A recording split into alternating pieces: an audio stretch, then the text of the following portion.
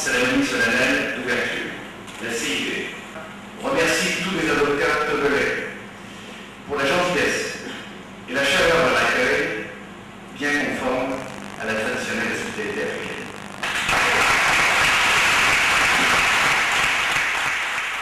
Expression de gratitude suivie d'acclamation, ce sont les temps forts qui ont marqué la fin des travaux du 24e congrès de la Conférence internationale des barreaux de tradition commune.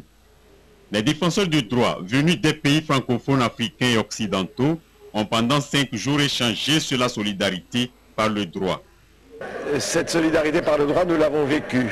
Et nous avons beaucoup réfléchi là-dessus et créé un réseau des avocats des droits de l'enfant dans les pays de la francophonie. Et puis nous avons évoqué aussi l'accès au droit, l'accès à la justice, l'aide juridictionnelle. C'est quelque chose qui doit concerner les États. Notre président a annoncé que ça allait se faire. L'aide juridictionnelle, l'accès équitable à la justice et la promotion des droits de l'enfant et des droits de l'homme, autant de préoccupations pour la CIB et qui occupent une place de choix dans les résolutions présentées à la fin des travaux. La CIB rappelle que les barreaux doivent être les sentinelles qui assurent le respect de l'effectivité des droits fondamentaux des enfants. Ces droits fondamentaux sont le droit à la vie, à l'alimentation, le droit à la santé, le droit à l'éducation, préalables indispensables à l'exercice des libertés et des droits de la défense, et que ces droits doivent devenir opposables. L'accès à la justice pour une importante partie de la population et l'absence de défense dans certaines juridictions éloignées des capitales africaines. La CIB s'est réunie au Togo au moment où la justice togolaise est en pleine réforme et modernisation.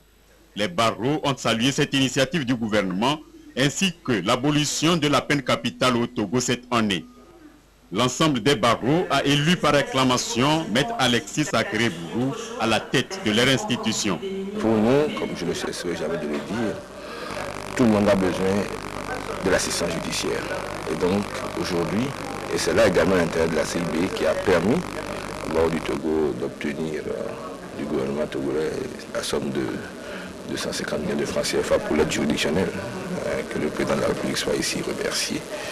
Et donc pour nous, ce qui m'a le plus touché, c'est que ce congrès a été très utile. Et donc nous avons pris une résolution pour vulgariser dans l'ensemble des pays membres de la CIB, les juridictionnels.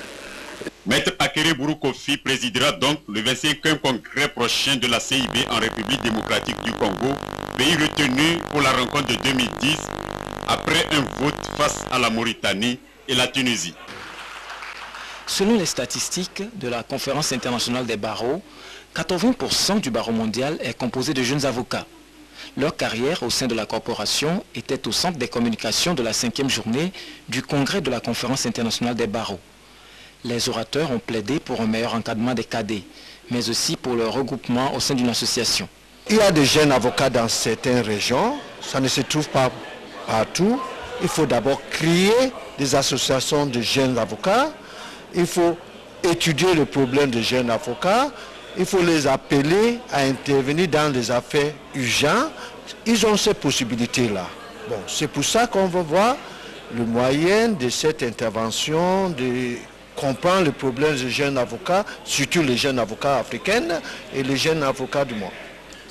Il a été également décidé qu'un appui conséquent soit accordé aux jeunes avocats afin qu'ils réalisent ce projet dans les différents États.